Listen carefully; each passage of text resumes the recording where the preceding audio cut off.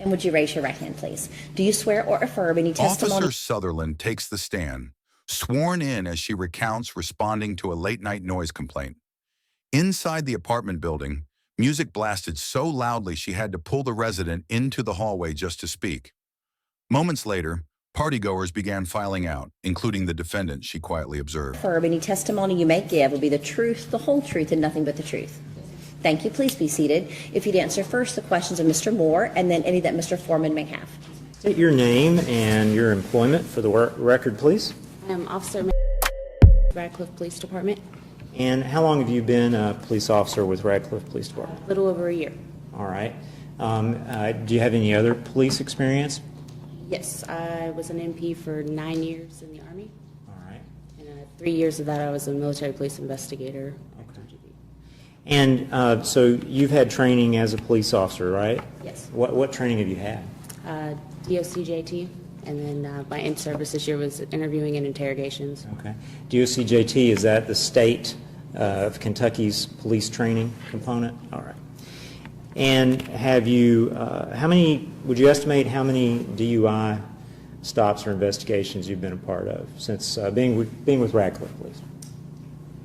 Approximately 25. Okay, just over the past year or so that Yes. you've been in. All right. Now, did you have specialized training in DUI investigations? No.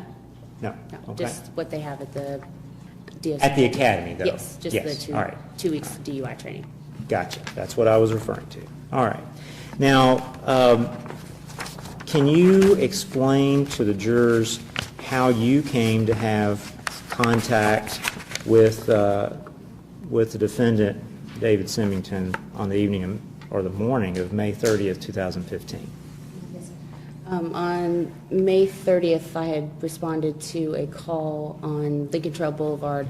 It was a noise complaint from a neighbor. Went to the residence, met with the actual resident that lived there. There was several people there. Spoke with him about the noise complaint, and several people left the party. I went and backed up my lieutenant on a traffic stop, which turned out to be with the defendant shortly after, and proceeded to finish the arrest and go back to the station for processing. Okay, let me back you up to when you came to the address on the noise complaint. As the crowd dispersed, Officer Sutherland moved to the parking lot, watching designated drivers sort out who would take whom home. Nothing seemed disorderly, so she left to back up her lieutenant, a decision that soon connected her to the defendant's DUI arrest and the series of events unfolding that night. Describe, you said you spoke to someone there? Yes. How did you approach that individual? How did you have contact with them? I went to the front door, knocked on the door, announced myself, Radcliffe Police Department. I'm not sure who answered the door, but I asked for the resident, the actual person that lived there. He came to the door. I was trying to talk to him, couldn't have a conversation because it was so loud. So we actually stepped into the hallway. He had pulled the door up behind him, and I explained to him the process. When you say hallway, was this an exterior area or an Yes, interior area? Hallway of the building. Okay. You're outside. Outside of the apartment, but Okay. it's inside the building in the hallway. Gotcha. On Okay. his way. All right.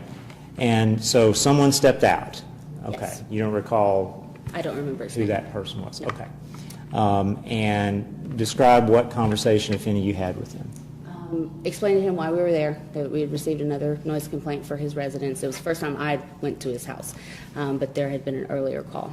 And I explained that he could be cited for city noise ordinance violation because he was disturbing his neighbors.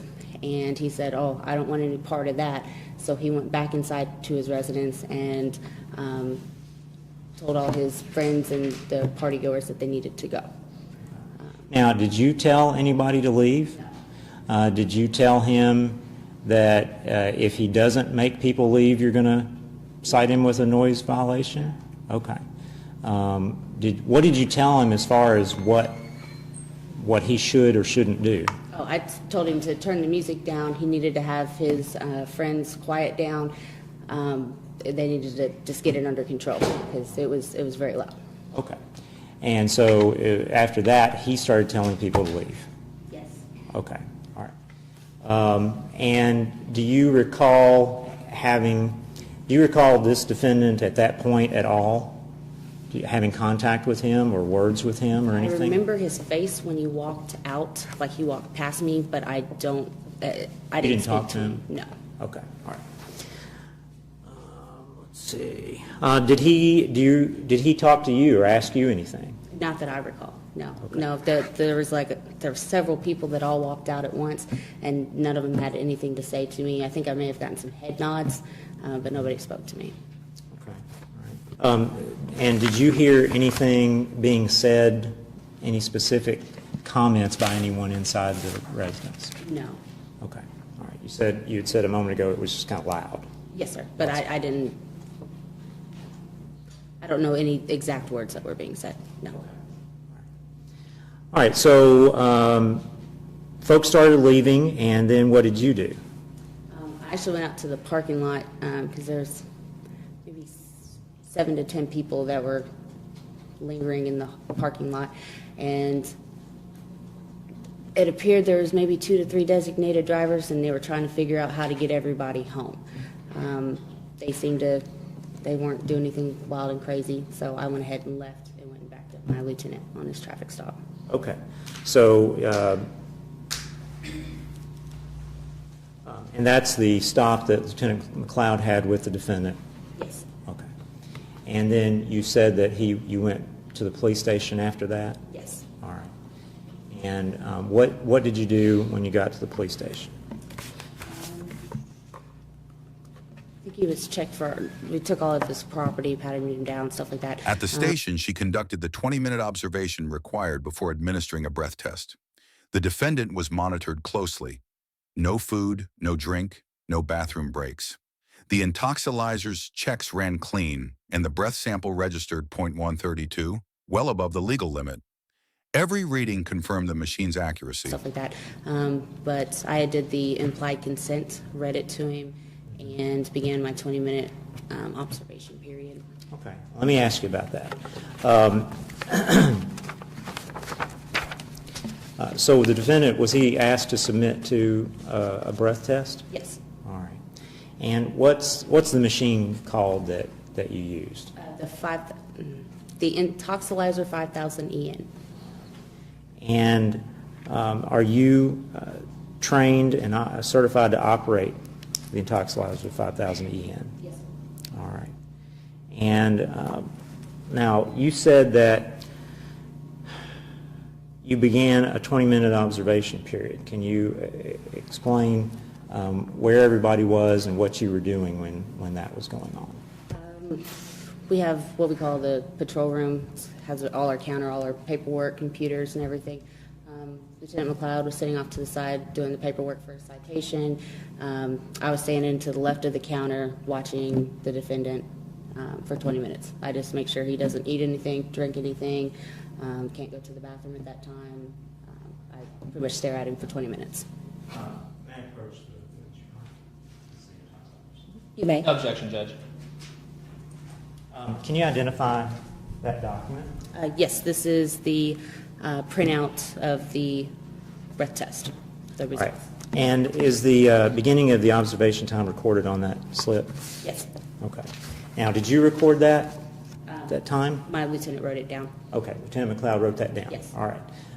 And is that, in fact, the time that you began observing the defendant? Okay. And did you observe him by present sense impression for at least 20 minutes? Yes. Okay. And let's see. Now, you said that you read him the implied consent form. Yes. Is that correct? Now, did you do that before, during, or after the 20-minute observation period? Before. Okay. So now, is there a sheet that you read? Yes. All right. And first, with the sheet. No objection. You may. Can you identify that document for us? Yes. It is the implied consent warning. Is that, in fact, the one that you read to the defendant? Yes, it is. Okay. And just real briefly, what is the implied consent warning? I'm required to read it to them so that they know what their rights are before they agree to any test. Okay. All right, thank you. And is that in fact, the original one that you read, and there's notations, signatures, initials Yes, by sir. the defendant and the witness at that time? Yes, sir. Your Honor, Commonwealth move to introduce as Exhibit 1. Mr. Raymond. Objection. Without objection, then we'll introduce as Commonwealth's Exhibit 1. Now, I believe you already testified that on May 30th of 2015, you were trained and certified in the operation of that instrument. Is that correct? Yes, sir. All right. And was the test performed in accordance with standard operating procedures and the manufacturer's instructions? Yes. All right. And let's see, during the 20-minute observation period that you described, did the defendant introduce anything into his mouth or nasal passages that you observed? No, sir. Okay. You didn't see him regurgitate or anything like that? No. All right. And was the intoxilizer properly checked and maintained and calibrated at the time that you administered the test to the defendant? Yes, sir. All right. Your Honor, at this time, I'd move to introduce the intoxilizer maintenance records, No objection. April, May, and I think early July. Without objection, they'll be collectively entered then as Commonwealth's Exhibit 2. And Judge, those are originals. We'll have copies to substitute. Officer Sutherland, were there any pre-operation checks that the machine goes through to make sure to show that it's functioning properly? Yes. Can you describe what those were and what they indicated?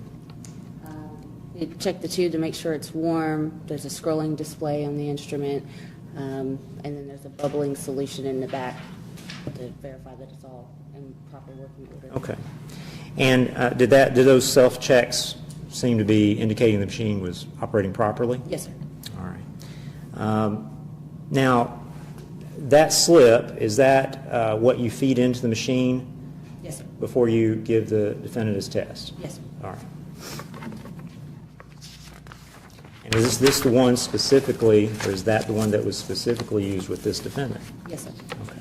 They have his information entered at the top of it? Okay.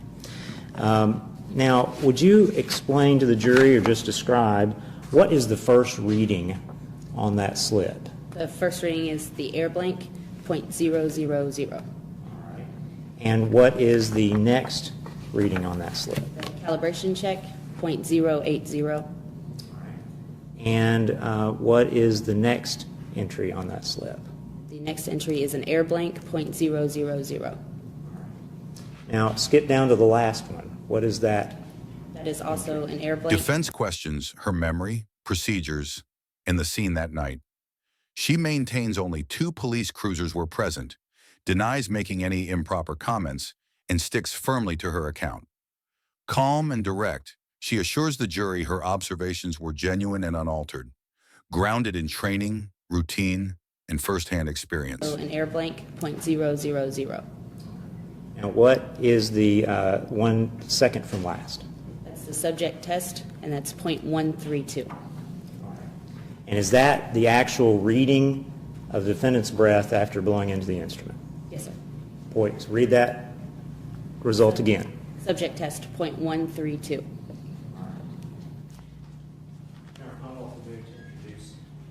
No objection. Without objection, Exhibit 3. May have to get that slip back from you, but what was the time of the subject test? 0343. 3:43 a.m. 3:43 a.m. All right. And was that within 2 hours of the time that the defendant ceased operation of the motor vehicle? Yes, it was approximately 40 minutes after. No other questions at this time? Mr. Foreman. Thank you, Judge. Morning or afternoon. Lose track of time. Officer Sutherland. Is it okay if I call you? Are you an officer? Yes, sir. Sometimes I get mixed up. Officer Sutherland, did you, prior to your testimony, which began at approximately 3:10 p.m., have you had any conversation with the prosecutor? Excuse me. I can't see the witness. I'm sorry. Could you maybe just recite off the record? Sorry, can you say that one more time?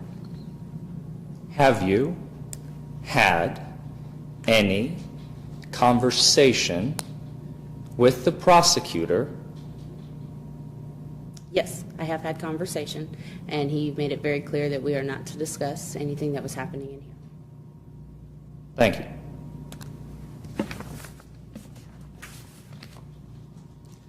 You responded to a call from dispatch, correct? Correct. And that location was 1204 West Lincoln Trail Boulevard. Yes, sir. You are aware, based on what the dispatcher has told you, that this is the second complaint. Yes, sir. And when you arrived at that location, how many police cruisers could you count? It was just mine and my lieutenant's SUV. Who else was in your vehicle? In my vehicle? Yes, ma'am. No one. Was there anyone else in Lieutenant McLeod's vehicle that you have seen? No, sir. So it was just you two, nobody else? I don't recall any other officers. As you approached the residence, were you by yourself? Yes, I went to the front door. Yes, sir. By yourself? Yes, sir. And that's standard procedure? My lieutenant went to the window. I approached the front door by myself. And yes, that is standard procedure. You normally don't have anyone accompanying you. It's a two-man call. My lieutenant went to a window, and I went to the front door. So two-man call, he went to one window, I went to the front door. And when you arrived, you testified that somebody came out, Yes. and they said that they're the resident who lives at that location. Yes, sir. And you said to them, what? I'm sorry. I don't think you actually said that. What was the conversation like? Verbatim, I don't remember verbatim the words. The gist. But when they opened up the door, I asked for the resident of the home. He came out. We spoke in the hallway. I explained to him, hey, you have got to have your guests calm down, quiet down. And then I explained to him about the city ordinance, referenced the noise complaints, and he went back inside and he told his friends they needed to go. After you have spoken with this individual, do you remember their name? No, sir, I don't. What did they do? Did they do? They went back into their residence and spoke to the people that were in their residence. And they told everybody to leave. No, not everybody, but he No? said, I'm over this, words to that effect, need y'all to go. It's not worth me getting in trouble for. You don't recall anyone saying everybody out? Not those exact words, no. What exact words were they? I don't remember. Okay. How many people did you see start to pour out of the place? Maybe 6 to 8 people, 6 to 10 people. And how many non-police cars were parked in the front of the apartment or the back, whatever you could see? I don't know the exact numbers, 10 to 15 cars, but it adjoins, there's a Just an parking lot. approximate is There's fine. a parking lot that adjoins with another apartment building, so there are several vehicles out there. You said that on direct examination, you don't exactly remember seeing Mr. Symington at that time, correct? Correct, sir. So you only learn later what he looks like. I remember his face walking by me as he exited, but I didn't know who he was at the time, no. And you don't remember him saying, can I stay here? I would like to stay here. No, sir. At no point in time did I hear him say that. What would you have done if people were outside and they were not leaving, they were not going anywhere? Would you arrest them? Would you issue them citations? What would you have done? Objection.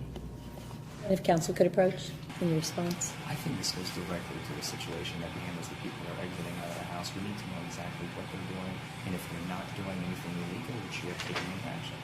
I think he can ask whether she did, what they were doing, and whether she did, but to speculate on what she may have done in a particular circumstances is improper. I'll sustain the objection of speculation. Thank you. Had any of them been rowdy, would you have arrested them?